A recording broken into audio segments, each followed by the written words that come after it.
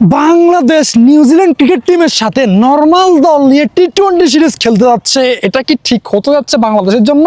এবং সিরিজটা কি উইন হবে বাংলাদেশ ক্রিকেট টিম? বাংলাদেশ ভাই কত বড় সাহসী সিদ্ধান্ত নিছে।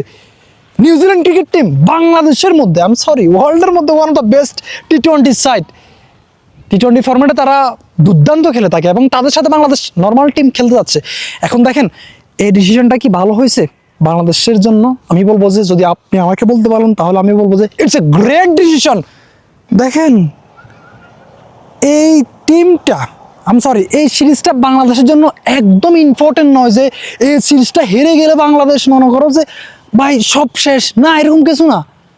ফেস অ্যাটাকিং উইকেট তৈরি করে যদি নর্মাল টিম খেলে, বাংলাদেশের বি টিমটাও খেলে এবং হেরে যায়, বাংলাদেশের কিন্তু লাভই হবে। দেখেন মুস্তাফিজুর রহমান নাই, এবং মুস্তাফিজুর রহমান সহ বাংলাদেশের প্রিমিয়াম কিছু প্লেয়ার তারা নাই।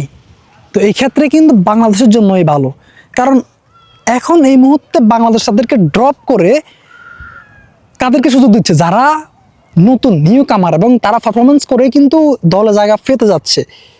পারফরমেন্স করেছে, এক্সট্রাঅর্ডিনারি কিছু করেছে, এবং দেখার বিষয় হচ্ছে যে এখন তারা ইন্টারন্যাশনাল ক্রিকেটে কীরকম পারফরমেন্স করে। যদি ভাই তারা নিজেকে ধরেন এক্সিকিউট করতে পারে ইন দ্য ইন্টারন্যাশনাল ক্রিকেট, তাহলে এটা বাংলাদেশের জন্যই ভালো।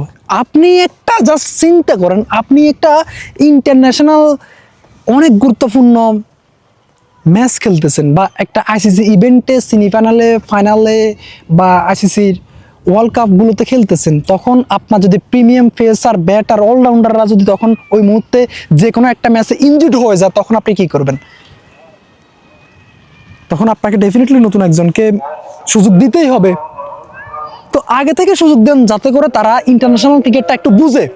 এর জন্য ভাই আমি অনেক খুশি যে বাংলাদেশ যে কিছু প্রিমিয়াম প্লেয়ারদেরকে ড্রপ করেছে এবং নতুনদেরকে সুযোগ দিতেছে, এবং এটা বাংলাদেশের জন্য গ্রেট ডিসিশন আমি বলে মনে করি।